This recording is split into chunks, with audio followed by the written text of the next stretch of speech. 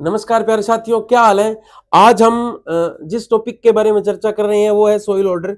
Soil order जब हम पढ़ते हैं तो उसमें क्या है, अनावश्यक चीजें भी आपको पता है। जब हम सोइल ऑर्डर पढ़ते हैं तो हमें समझ में कम आता है और हमें ये पता नहीं चलता कि जो इसकी महत्वपूर्ण बातें हैं कौन सी पढ़ें और कौन सी छोड़ें। तो इसी पर्पज से आज ये क्लास हमें बनाई है और हम इस क्लास को बड़े ध्यान से देखेंगे और समझेंगे कि जो सोइल ऑर्डर है ये हमें कितना पढ़ना है, कितना एग्जाम के पॉइंट ऑफ व्यू से हमें कितना ग्रहण करना है, हमें कितना पढ़ना है ताकि हम क्या है क्वेश्चन कर सकें। तो सोइल ऑर्डर यानी मृदा गण, मृदा गण का जिक्र करेंगे। मृदा गण का जिक्र करने से पहले हम ये देख लेते हैं कि आज हम क्या पढ़ रहे हैं। वर्तमान में यूएस कॉम्प्रिहेंसिव सोइल क्लासिफिकेशन पढ़ रहे हैं। यूएस कॉम्प्रिहेंसिव सोइल क्लासिफिकेशन जिसकी क्या है 7th अप्रोक्सीमेशन पढ़ रहे हैं। क्या पढ़ रहे हैं? वर्तमान में वर्गीकरण में 7th अप्रोक्सीमेशन पढ़ रहे हैं। ये मॉडर्न क्लासिफिकेशन है जो हम वर्तमान में पढ़ रहे हैं और इसकी क्या है 7वीं अप्रोक्सीमेशन हम पढ़ रहे हैं। तो ये आज के युग का, आज वर्तमान का क्लासिफिकेशन हो गया। इससे पहले विभिन्न वैज्ञानिकों ने क्या है वर्गीकरण दिया था, हमें याद होना चाहिए। हमें उन्होंने कौन सा वर्गीकरण दिया था, इस आधार पे हमें कुछ बातें याद होनी चाहिए। मैं बता दूं कि क्या है, शुरुआत में डोकुचेव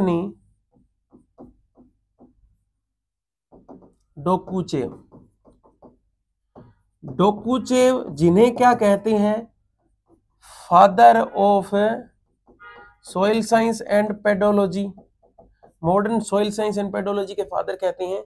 डोकुचेव ने क्या है 1900 में जोनेलिटी के आधार पर वर्गीकरण दिया। क्या दिया? वर्गीकरण। आपने नाम सुना होगा जोनल ये। तो जोनेलिटी के आधार पर डोकुचेव महोदय ने वर्गीकरण दिया। फिर क्या है, जोफे आए। जोफे ने 1912 में एक और वर्गीकरण दिया था, जो दिया था सोइल ओवन प्रॉपर्टीज, मृदा गुण के आधार पर वर्गीकरण दिया। 1912 में जोफे महोदय ने फिर वर्गीकरण दिया। फिर क्या है, एक वर्गीकरण और आया, मारबट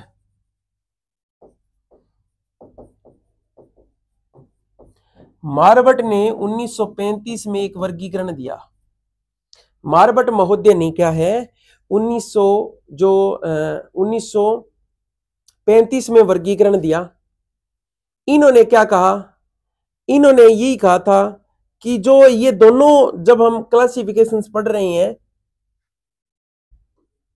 जो जोनेलिटी के आधार पर डोकुचेव ने जोनेलिटी के आधार पर वर्गीकरण दिया था वो, इसके अलावा हम जो सोइल की जो प्रॉपर्टी है उसके आधार पर हमने वर्गीकरण को जाना वो।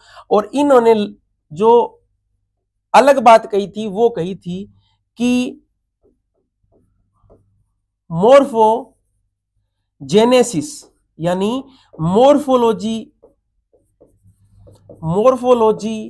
के आधार पर वर्गीकरण दिया। क्या दिया?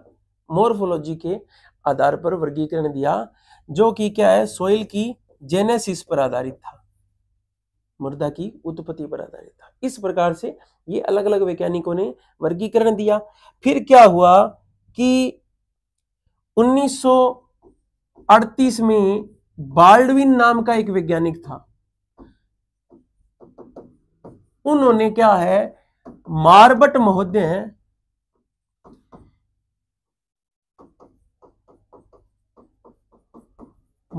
महोदय के वर्गीकरण को क्या है रिवाइज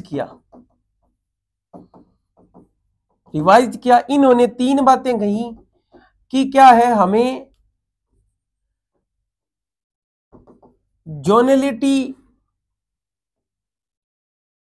के वर्गीकरण को वापस लाना, यानी returns of classification of zonality on the basis of zonality. Zonality के आधार पर जो वर्गीकरण है उसको मानना, जो किसने, रशियन स्कूल ने दिया। रशियन स्कूल यानी मेनली कहें तो डोकुचेव, ठीक है। और इन्होंने क्या कहा था, इन्होंने कहा था पेडोकल और पेडल्फर अवधारणा है, अवधारणा पर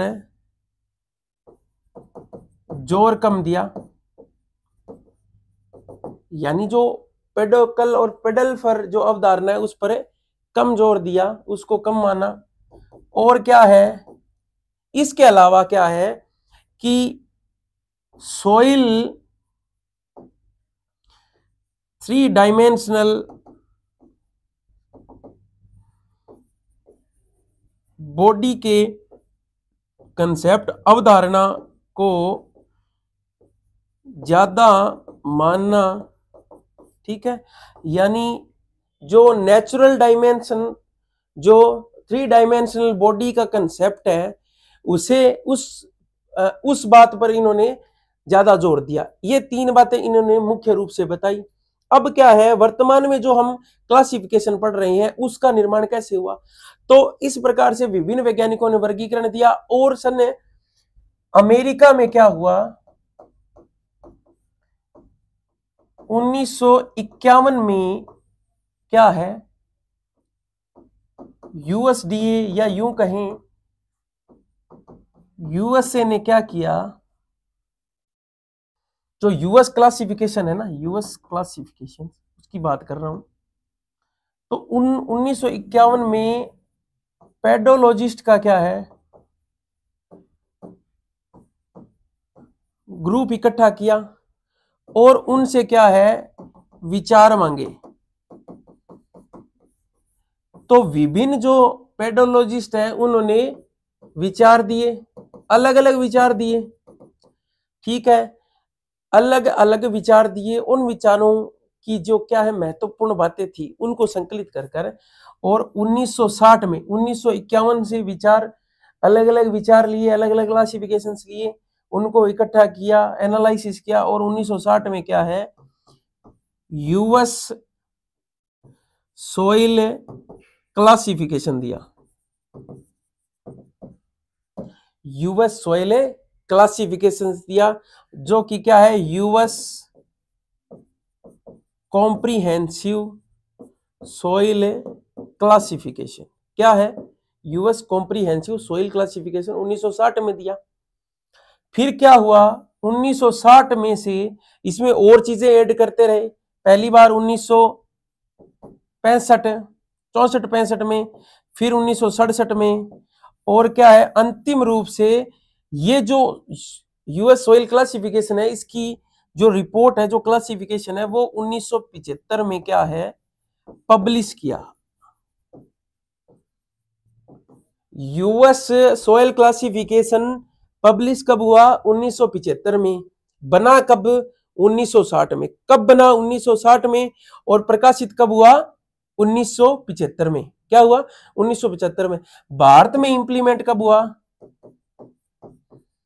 भारत में इंप्लीमेंट कब हुआ, 1969। इतनी बातें आपको याद रखनी है। 1951, फिर 60 में क्लासिफिकेशंस दिया, फिर 64, 65 और 67 में क्या है, वापस इसमें कुछ चीजें ऐड की गई और फिर 1975 में पब्लिश किया। इसके बाद में क्या है, भारत में 1969 में इस क्लासिफिकेशंस को क्या है, इंप्लीमेंट किया गया। इस प्रकार से क्या है, ये पहली अप्रोक्सीमेशन, दूसरी अप्रोक्सीमेशन, तीसरी अप्रोक्सीमेशन, इस प्रकार से अप्रोक्सीमेशन चली और 1975 में पब्लिश कर दिया। आज हम क्या है, आज हम जो पढ़ रहे हैं यूएस कॉम्प्रिहेंसिव सोइल क्लासिफिकेशन की 7th अप्रोक्सीमेशन यूज कर रहे हैं। क्या कर रहे हैं, समझ गए? महत्वपूर्ण रोल अदा किया था डॉक्टर गाय डी स्मिथ ने। ठीक है, इतनी बातें आपको याद रखनी है। टैक्सोनॉमी में आपको मैंने बताया था कि टैक्सोनॉमी में इनका नाम बड़े आदर से लिया जाता है। ये क्लासिफिकेशन आज हम मॉडर्न साइंस में पढ़ रहे हैं। इन्होंने क्या कहा कि ये क्लासिफिकेशन होगी, 7वीं अप्रोक्सीमेशन होगी। इन्होंने क्या कहा कि हमें वर्गीकरण को 6 भागों में बांटा, यानी इसकी क्या है, 6 कैटेगरी डिसाइड की।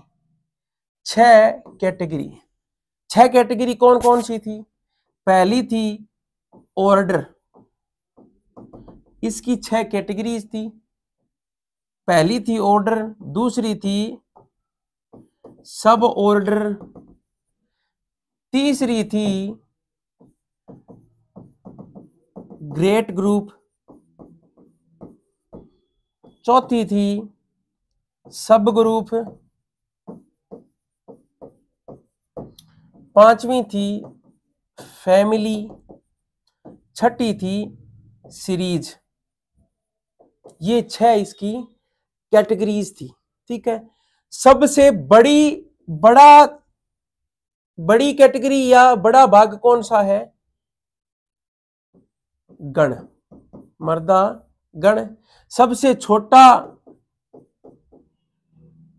छोटी कैटेगरी कौन सी थी? श्रेणी। अगर क्वेश्चन बहुत बार आता है, ये सीरीज से रिलेटेड तो बहुत ही बार क्वेश्चन आता है। अगर आपसे पूछ ली जाए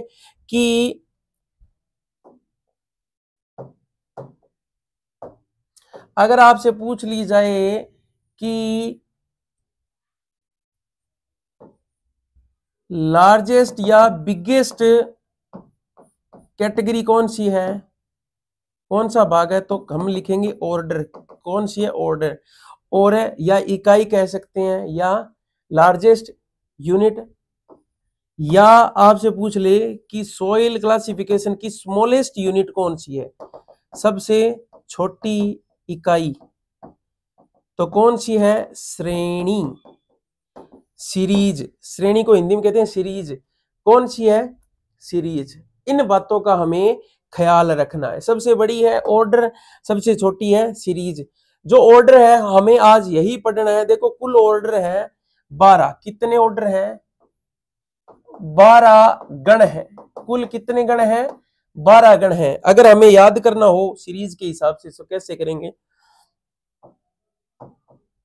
और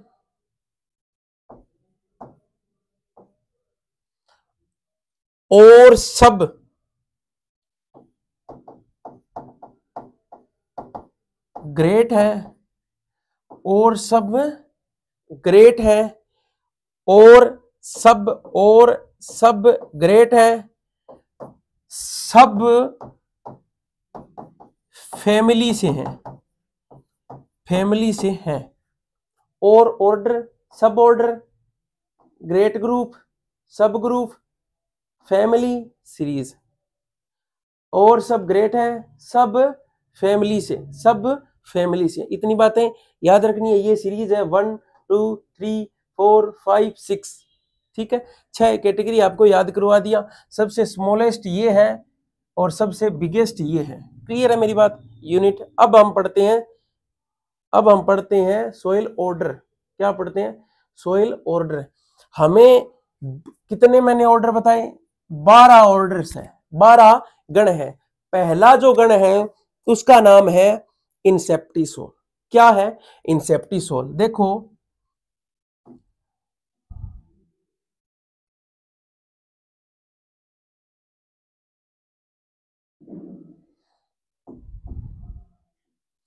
पहला है इंसेप्टिसोल। असल में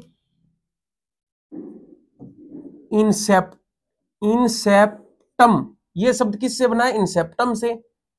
तो इसका मतलब क्या होता है? इंसेप्टम का मतलब होता है इंसेप्शन। इंसेप्शन का मतलब होता है बिगिनिंग, यानी वह गण जो अभी शुरुआती अवस्था में या शुरुआत में है। ठीक है, क्लियर है। अब देखो इसमें क्या खास बात है, भारत में इसका कुल क्षेत्र कितना है? 39.74%। जो ये मैं डाटा बता रहा हूं ना, ये ऑथेंटिक डाटा है, डोंट वरी, याद करने हैं। भारत में बता रहा हूं, ये डाटा पब्लिश हुए हैं, आईसीआर ने डाटा दिए हैं और ये पब्लिश किए हैं national bureau of soil science and land use planning. ठीक है, national bureau of soil science and land use planning authentic data, ICR के डाटा, डोंट वरी। और कुल क्षेत्र कितना बताया? 39.74%। ठीक है, अब देखें कि इसमें मृदा परिच्छेदिका कम विकसित होती है,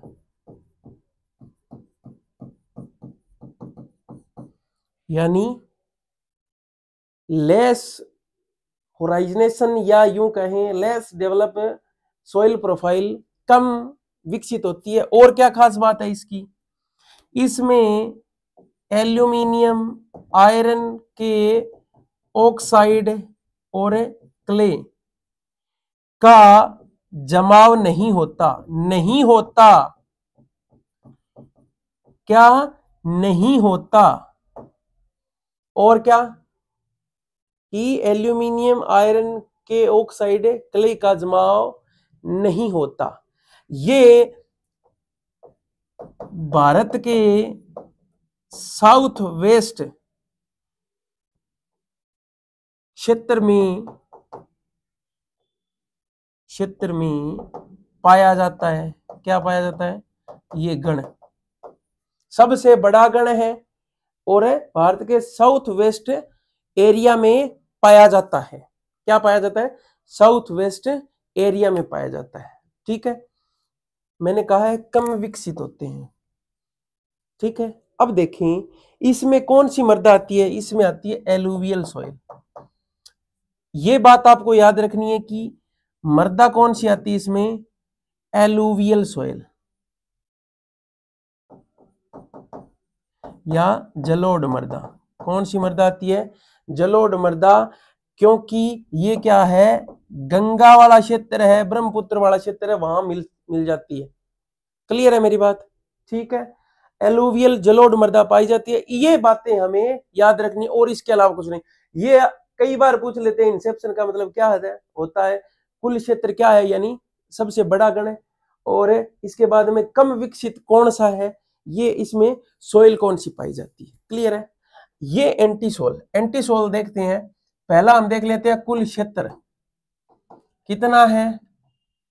28.08% भाग पर, और इसमें सेंसर विकसित नहीं होते, क्योंकि इसका पदार्थ, सोइल की बात कर रहा हूं, सोइल में जो कंपोनेंट्स पाया जाता है वो अपघटन प्रतिरोधी होता है। अपघटन प्रतिरोधी होता है, अपघटन प्रतिरोधी होता है, यानी वेदरिंग जो प्रोसेस होती है उसके रेजिस्टेंट होता है। क्लियर है मेरी बात? इसमें अगर आपसे पूछ लिया जाए तो ये राजस्थान है ना, राजस्थान के शुष्क इलाकों में पाया जाता है।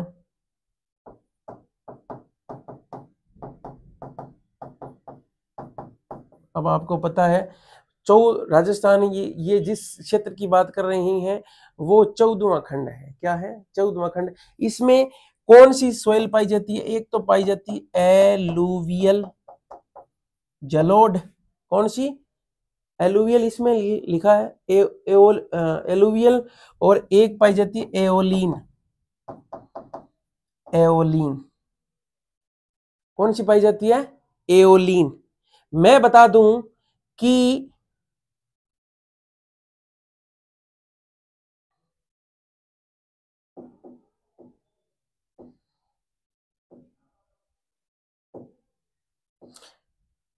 एलुवियल जलोढ़ का आप समझ गए। एलुवियल सोइल कौन सी है? वाटर से ट्रांसपोर्टेड एंड बाद में डिपॉजिट हुई है वो सोइल, वाटर से। ठीक है। एओलिन में क्या है? ये वाटर से तो है, इसके अलावा एओलिन्स क्या है कि एक तो होता है एओलिन्स, एक होता है लोएस, एक होता है लोएस। अगर ये होता है वाइंड से, विंड से, हवा से, वायु से। वायु में क्या है? अगर सैंड के कण हैं, किसके? सैंड के, तो सोइल कहलाएगी एओलिन। अगर सिल्ट के कण हैं तो सोइल कहलाएगी लोएस। यही सेम वही चीज है। ये दोनों क्या है? नए गण हैं। लेकिन इसमें खास बात क्या है कि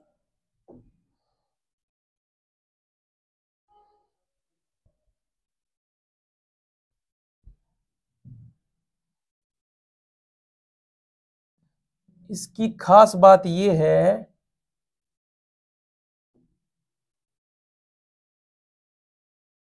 कि इसमें क्या है, आपको बता दिया, एओलिन मतलब सैंड और लोएस मतलब सिल्ट। ये इंसेप्टिसोल से कम विकसित है।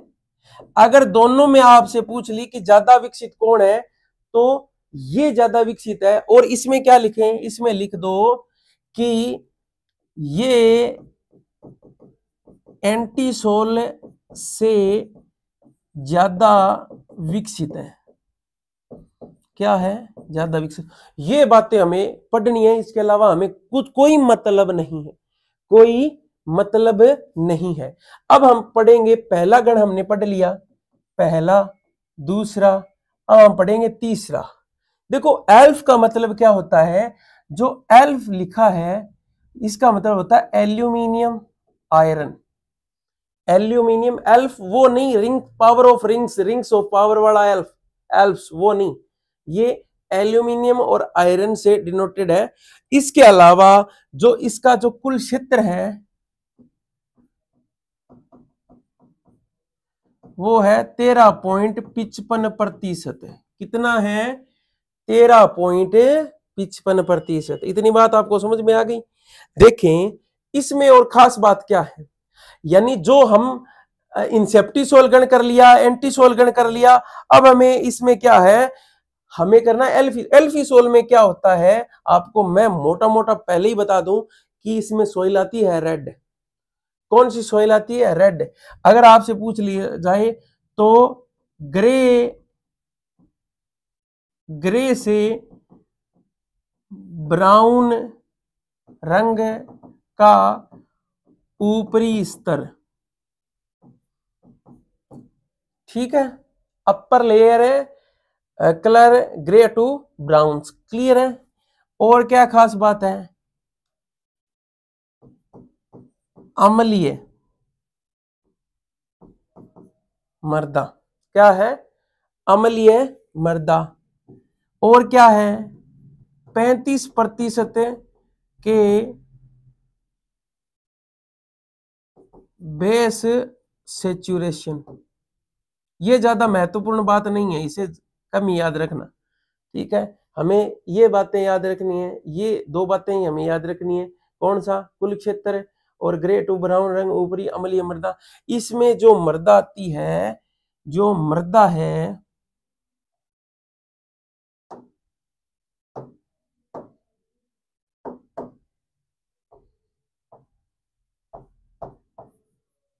वो है रेड। कौन सी सोइल है? रेड। कभी कभी लेटेराइट सोइल भी आती है, कभी कभी लेटेराइट सोइल भी आती है। अच्छा, बी, इसमें क्या होता है, जो बी शस्त्र है ना, इसमें कले का जमा होता है।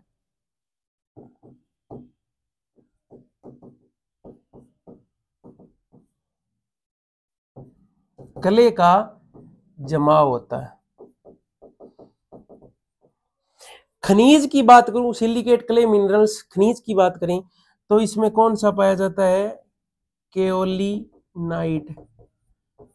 केओलिनाइट, केओलिनाइट्स रेड सोइल है, आपको पता है केओलिनाइट्स।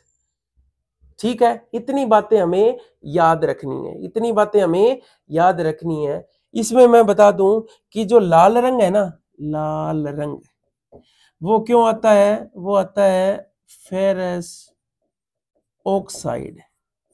कभी कभी आपको कभी कभी ये याद रखना है, कई बार क्या होता है, डिफ्यूजन ऑफ आयरन आता है, आयरन का विसरण, तो डिफ्यूजन ऑफ आयरन है, तो डिफ्यूजन ऑफ आयरन भी हमें कर सकते हैं, डिफ्यूजन ऑफ आयरन भी कर सकते हैं।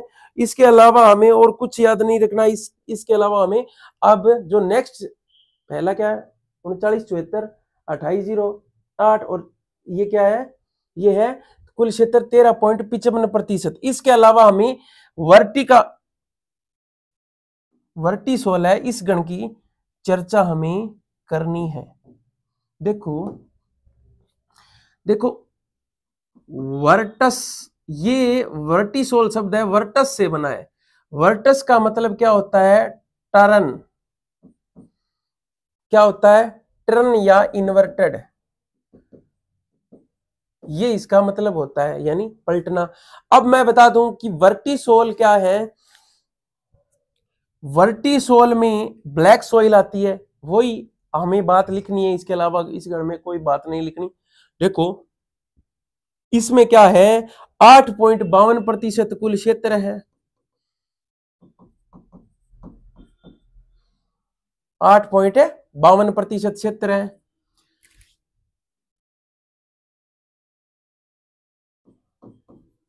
दरारें पड़ती है सूखने पर।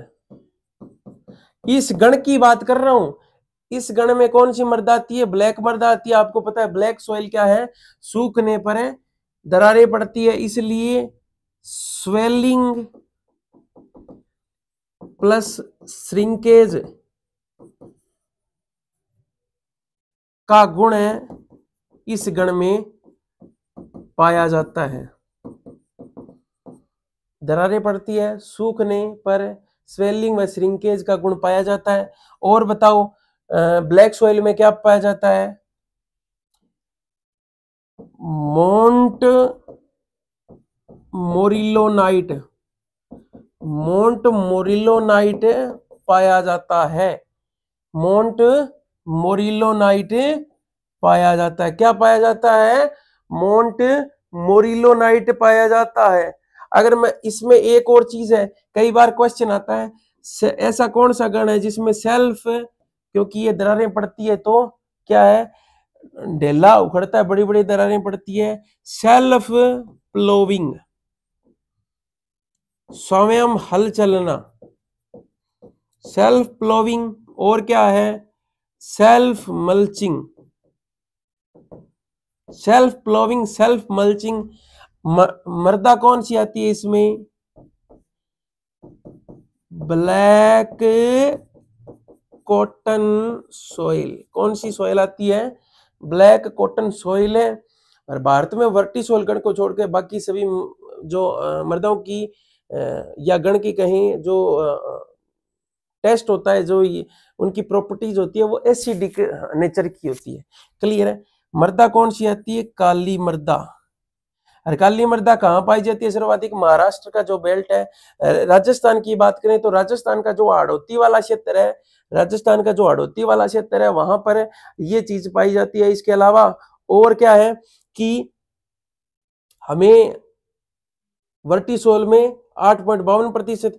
इसके अलावा हमें और कोई बातें नहीं लिखनी है। आपको बताया था रेड कलर किसके कारण है, फेरस ऑक्साइड। अगर इसका पूछ लें कि ब्लैक कलर किसके कारण आता है, ब्लैक कलर काला रंग, तो टाइटेनी फेरस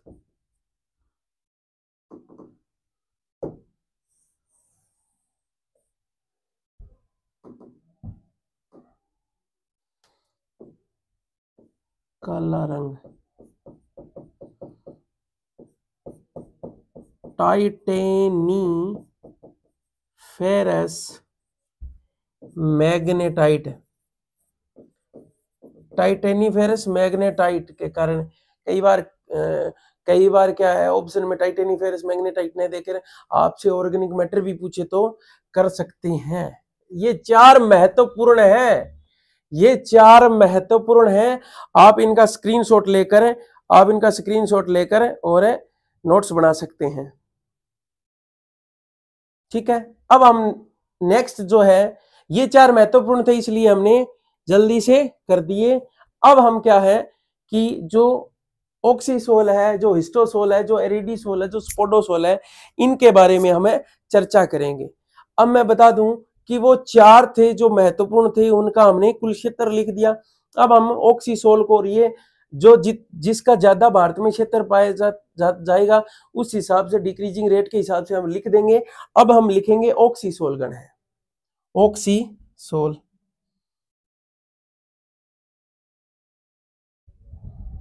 डाटा कौन सा था, national bureau of soil survey and land use planning. अब देखें कि हमें क्या करना है, हमें करना है अब श्रीमान जी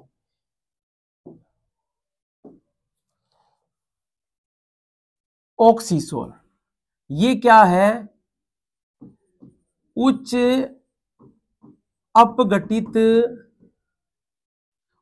अपघटित मृदा वाला गण,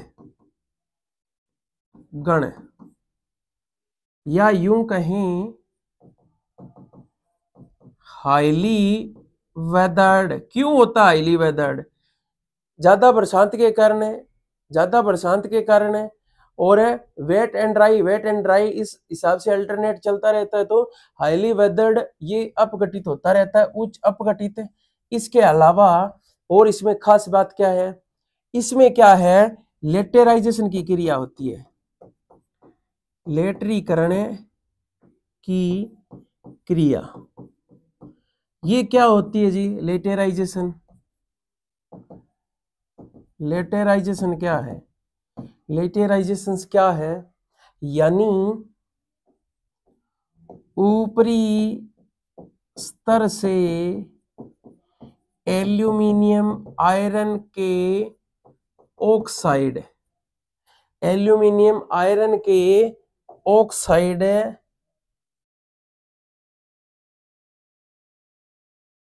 एल्यूमिनियम आयरन के ऑक्साइड जिन्हें क्या कहते हैं, सेस्क्यू ऑक्साइड, निचले स्तर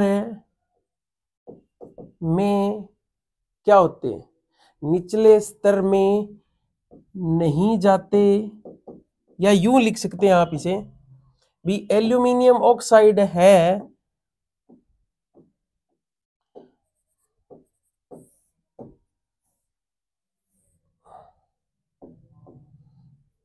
एल्यूमिनियम ऑक्साइड है ऊपरी स्तर से एल्यूमिनियम, ऊपरी स्तर से एल्यूमिनियम आयरन के ऑक्साइड ऊपरी स्तर में जमा हो जाते हैं, और क्या है, और सिलिका नीचे चली जाती है। जैसे एल्यूमिनियम आयरन ऑक्साइड, और इसके अलावा सिलिका, ये सिलिका नीचे चली जाती है, ये यहीं एक्यूमुलेटेड रहते हैं, ये ऊपरी स्तर में रहते हैं और ये सिलिका नीचे चली जाती है। तो इस क्रिया को कहते हैं लेटरीकरण। क्या कहते हैं? लेटेराइजेशन। इस क्रिया को कहते हैं लेटेराइजेशन। और क्या है, अब ये हो गया तो इसे क्या कैसे कहते हैं? सेस्क्वी ऑक्साइड रिच सोइल ऑर्डर। ठीक है, इसमें कौन सा गण इसमें कौन सी सोइल आती है? सोइल आती है इसमें जी लेटेराइट, लेटेराइट मृदा, लेटेराइट मृदा। कौन सी? लेटेराइट मृदा। ये सिलिका 20 स्तर में चली जाती है, सब जोन्स में चली जाती है, सब सोइल्स में चली जाती है, लेटेराइट मृदा। कभी कभी रेड सोइल भी आती है, आसाम, आप लिख सकते हैं आसाम, लेटेराइट सोइल पाई जाती है। अगर आपसे पूछ लिया जाए कि ऐसा कौन सा गण है जिसमें हनीकॉम्ब संरचना पाई जाती है, तो ये सारी बातें हमें अच्छी तरह से याद होनी चाहिए। अब देखेंगे नेक्स्ट, कौन सी लेटेराइट सॉइल कौन सी सॉइल ऑर्डर में आती है? ऑक्सीसोल। किस में आती है? ऑक्सीसोल में आती है। और अब हम पढ़ेंगे हिस्टोसोल्स। क्या है हिस्टोसोल? देखें,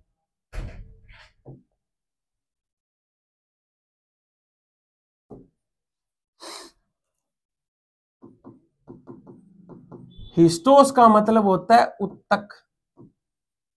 क्या? हिस्टोस का मतलब होता है उत्तक। उत्तक का मतलब क्या होता है? हिस्टोलॉजी आपने पढ़ी है। हिस्टोस का मतलब होता है उत्तक। उत्तक किसके बने होते हैं? कार्बनिक पदार्थ के। तो ये क्या है? यह गण, यह गण कार्बनिक पदार्थ वाला गण है। इसमें कार्बनिक पदार्थ 20% से ज्यादा पाया जाता है। समझ में आई मेरी बात? अब 20% से ज्यादा अगर किसी सॉइल्स में ऑर्गेनिक मैटर हो तो उस सॉइल को कहते हैं, उस सॉइल को कहते हैं कार्बनिक मृदा, मृदा वाला गण, कार्बनिक मृदा वाला गण। इतनी बात समझिए। हिस्टोस मतलब उत्तक। उत्तक किसके बने थे? कार्बनिक पदार्थ के। तो इसमें 20% से ज्यादा कार्बनिक पदार्थ पाया जाता है, ये कार्बनिक मृदा हो गई। और ये अब इसमें क्या है, ये सोइल्स और आती, कौन सी? मक सोइल, मक सोइल, पीट सोइल, मक सोइल, पीट सोइल। इन पीट्स के आधार पर, पीट सोइल के आधार पर मक सोइल और पीट सोइल, इनका क्लासिफिकेशन मैं करवा दूंगा। इसके अलावा मूर्स एंड बॉग्स भी हैं। ये शब्द, एक तो है बॉग्स, एक है मूर। ये शब्द आपको अच्छी तरीके से याद रखने हैं। अगर आपसे पूछ लिया जाए कि बॉग्स और मूर्स किस सोइल ऑर्डर से रिलेटेड टर्म्स है, तो आपको करना है हिस्टोसोल। क्लियर है? मैं करवा देता हूं आपको मक सोइल और पीट सोइल। देखो क्या है, आपने पढ़ी है, अच्छी बात है, लेकिन एक बार और पढ़ लो। मक मृदा, मक सोइल, एक है पीट सोइल, पीट मृदा। देखो क्या है, वह मृदा जिसमें कार्बनिक पदार्थ 20 से 50% पाया जाता है। 20 से 50%, 20 से 50% पाया जाता है। तथा कार्बनिक पदार्थ क्या, एंड कार्बनिक पदार्थ क्या होता है? Highly decomposed, highly decomposed, highly decomposed या पूर्ण अपघटित कह सकते हैं। उच्च अपघटित या पूर्ण अपघटन।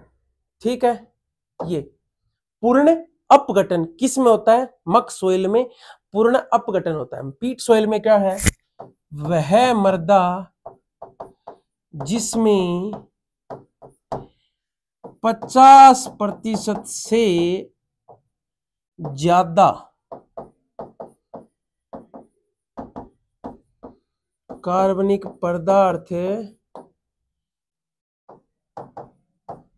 पाया जाता है, जो कि कम अपघटित होता है।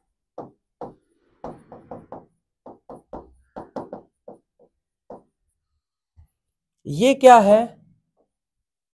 Less decompose, less decompose. ये क्या है? Complete and highly decomposed. अब याद करने का तरीका ये है कि आप कई बार आता है ना कि पूर्ण रूप से विच्छेदित कार्बनिक अपघटित कार्बनिक पदार्थ निम्न में से किस मृदा में पाया जाता है, और आपको नीचे ऑप्शन देंगे और उलझा लेंगे इन दोनों बातों में। तो हमें क्या करना है कि पीट सोइल में कम अपघटित है, लेस डिकम्पोज है। अपघटित क्यों होता है? अपघटन का मतलब है कार्बनिक पदार्थ का टूटना, और टूटते क्यों है? कूटने से टूटते हैं। तो पीट सोइल को कम पीटा गया है, पीट सोइल को कम पीटा गया है। पीटा तो असली मक सोइल को गया है, पीटा तो असल में मक सोइल को गया है। ज्यादा किसको पीटा गया है? मक सोइल को ज्यादा पीटा गया है, जिससे क्या है? कार्बनिक पदार्थ पूर्ण रूप से अपघटित हो गया। लेकिन पीट सोइल को क्या है? पीट सोइल ने कम पीटने की वजह से क्या है? अपना नाम है पीट कर लिया। तो पीट सोइल को कम पीटा गया है, पीटा तो असली मक सोइल को गया है। समझ में मेरी बात? पीट ने तो नाम कर लिया बस, पीटा तो असली मक सोइल को गया है। ठीक है, नेक्स्ट देखें। बोर और बॉक्स और मूर्स भी इससे रिलेटेड है। हमें इन बातों का बड़ा ही दीर्घाई से बड़ा ही ध्यान रखना है, ताकि क्या है? हमें याद रहे। अब हमें क्या करना होगा? अब हमें याद करना होगा एरिडोसोल। देखो इतनी बात समझ में आ गई, ये तो आप सबको पता है। एरिड का मतलब क्या होता है? शुष्क। एरिड, एरिड मतलब ड्राई। ठीक है, कुल क्षेत्र 4.21%, 4.21%। और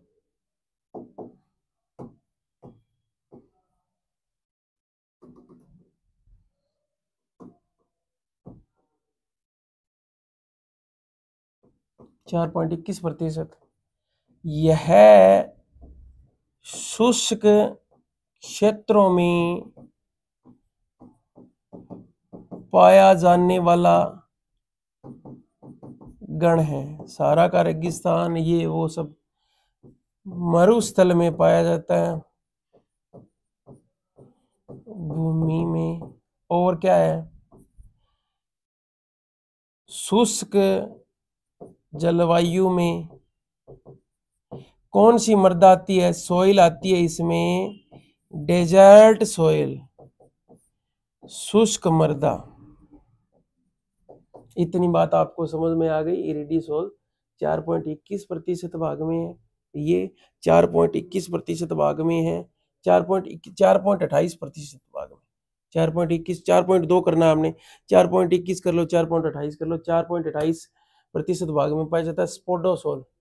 स्पोडोसोल, स्पोडोसोल में क्या है कि हमें इसको पढ़ना है ना स्पोडोसोल को, तो हम इस तरह से पढ़ेंगे, इसको काट कर पढ़ेंगे। क्या हुआ? पोडोसोल। क्या हुआ? पोडोसोल। इस गण की मृदा में, ऐसे तो आपको उलझ जाओगे। ठीक है, हम कोई दूसरा मार्कर यूज करते हैं।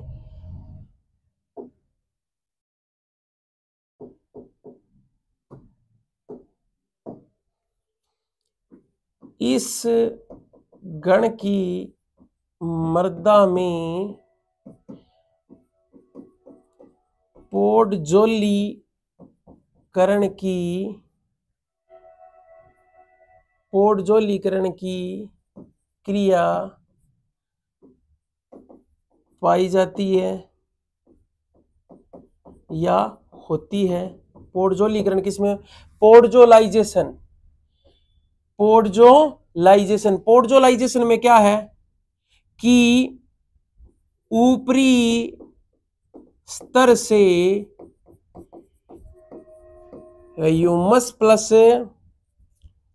एल्यूमिनियम आयरन ऑक्साइड यानी सेस्क्यूक ऑक्साइड निचले स्तर में चले जाते हैं। एल्यूमिनियम ऊपरी स्तर से एल्यूमिनियम आयरन निचले स्तर में चले जाते हैं। और क्या है? पोडजोलन की क्रिया होती है और इसमें क्या है? मृदा आती है पोडजोल मृदा, या यूं कह सकते हैं पोडजोला। ये इतनी बात हमें याद रखनी है। स्पोडोसोल में पोडजोल की क्रिया पाई जाती है, बस इतनी बातें हमें याद रखनी है, ये जो लेटरीकरण है ना, इसमें एक बात बता दूं कि जो लेटेराइजेशन या लेटेराइट जो शब्द है ना, यहां लिख लो, लेटेराइट शब्द प्रयोग किसने किया? बुचनान या बुचानान ने 1807 में। ये बात याद रखना, कई बार जेआरएफ में क्वेश्चन आता है, इसलिए लेटेराइट शब्द वाला। लेटेराइट का मतलब क्या होता है आपको पता है क्या? लेटेराइट मतलब लेटर, और लेटर का मतलब है ब्रिक्स लाइक रेड, ये ठीक है। नेक्स्ट देखें, हमें करना है ये, आप स्क्रीनशॉट ले लो, एक बार आप स्क्रीनशॉट ले लो, स्क्रीनशॉट लेकर और इसे आप उतार लेना बाद में। नेक्स्ट हम करेंगे अब 4-4-8 कर लिए, अब हम लास्ट में करेंगे ये छोटे छोटे गण हैं लास्ट वाले, इनका हमें ये सबसे पहले हम इसका खात्मा करते हैं। गैलीसोल, गैली का मतलब क्या होता है? आइस। क्या होता है? आइस। गैली का मतलब क्या होता है? आइस। गैली का मतलब क्या होता है? आइस। ये बर्फ वाले क्षेत्रों में, एरिया में पाया जाता है, बर्फ के नीचे पर्मा फॉरेस्ट इससे रिलेटेड है, फॉरेस्ट नहीं, पर्मा फॉरेस्ट। और आर्कटिक, अंटार्कटिक क्षेत्रों में पाया जाता है। इसके अलावा भारत के ऊपरी हिमालय, हाई हिमालय ना, ऊपरी हिमालय जो हिमच्छादित है, जो बर्फ से ढके है, उसमें पाया जाता है। एक है एंडीसोल गण है ना, ये गण,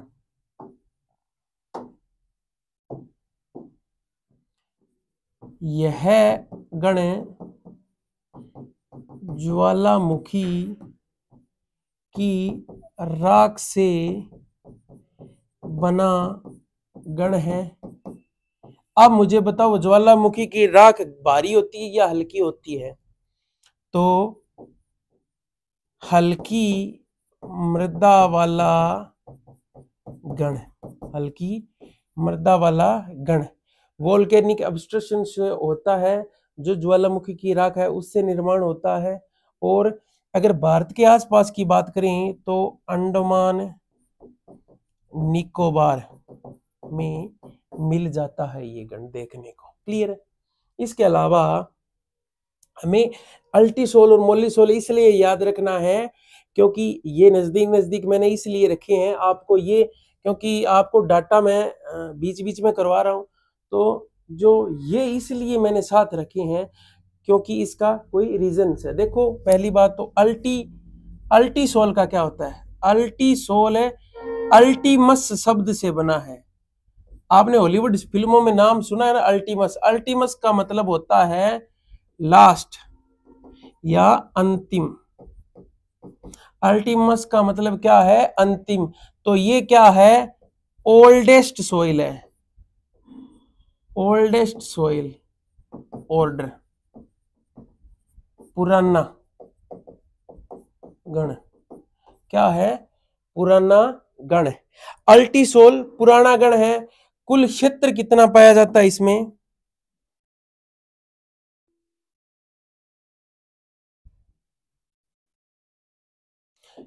कुल क्षेत्र पाया जाता है 2.51%। कितना पाया जाता है?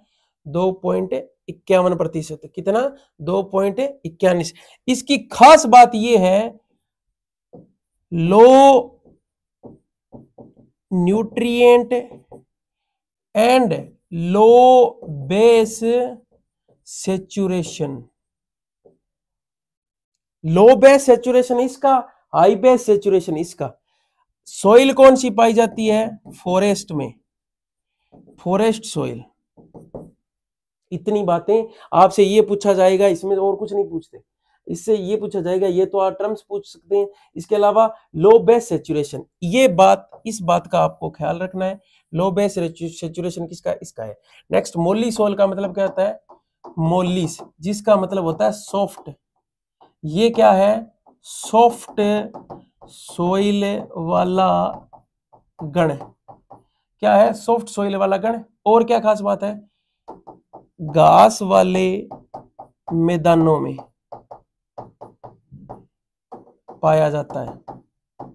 किस में? घास वाले मैदानों में पाया जाता है। घास वाले मैदान आपको पता है कहां है? स्टेपी, स्टेपी कहां है? हंगरी से चाइना, हंगरी से चाइना। एक प्रेरीज, प्रेरीज आपने नाम सुना है ना, घास के मैदान, ये नॉर्थ अमेरिका में पाया जाता है, नॉर्थ अमेरिका। इस गण की खास बात है सॉफ्ट, सॉफ्ट घास के मैदानों में, घास के मैदानों में सॉफ्ट। और ये क्षेत्र है इसका, कुल क्षेत्र 0.40%, 0.40%। एक क्या है? लो बेस सेचुरेशन अल्टीसोल का, और इसका क्या है? High base saturation.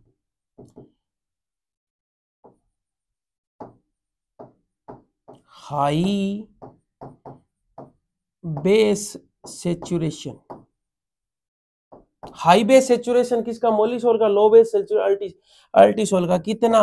50% से मोर देन 50%। क्लियर है? इस प्रकार से आप स्क्रीनशॉट ले लो, इस प्रकार से आपको याद रखना है, इस प्रकार से आपको याद रखना है। ये आज हो गए 12 के 12 गण।